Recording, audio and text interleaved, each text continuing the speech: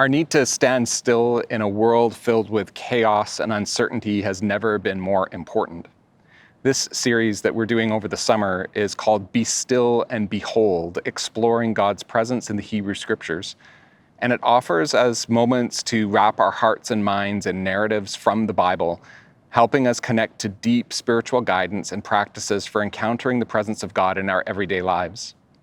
So over 10 weeks, we are going to look at stories that challenge, comfort, and change us as we continue learning to trust in the Spirit and be guided by our faith.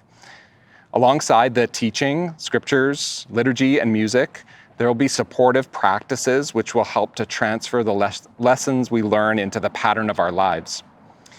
And I'll be talking a little bit today about our first practice that we're going to be doing in a minute. The series is over 10 weeks, and it's broken into 3 overarching themes. So our first 4 weeks looks at creation, heights, fire, and dreams. And throughout these 4 weeks, you'll be invited to engage with God through creativity.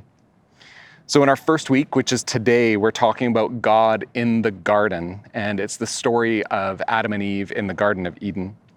In our second week, we'll talk about God in a dream and a wrestling match, and it's 2 stories about Jacob. In the third week, we'll talk about God in pillars of cloud and fire, and then God on the mountain, which are both stories that involve Moses. The following 3 weeks that we'll do are centered around buildings and structures, but not just structures and buildings like actual buildings, but the structures that we need in our lives as well to connect with God. And in these weeks, you'll be invited to practice being present with God through centering prayer. So in the 5th week, we'll have God in the tent. And in week 6 and 7, we have a 2-part little mini series on God in the temple. The last 3 weeks, the overarching theme is the mystical. And in these weeks, you'll be invited to connect with God through starting a new ritual or habit or renewing something that you've done in the past. So the last 3 weeks, the first one will be about God not in the fire, earthquake, or storm. And it's the story of Elijah hearing God in a still small voice or in the sound of sheer silence.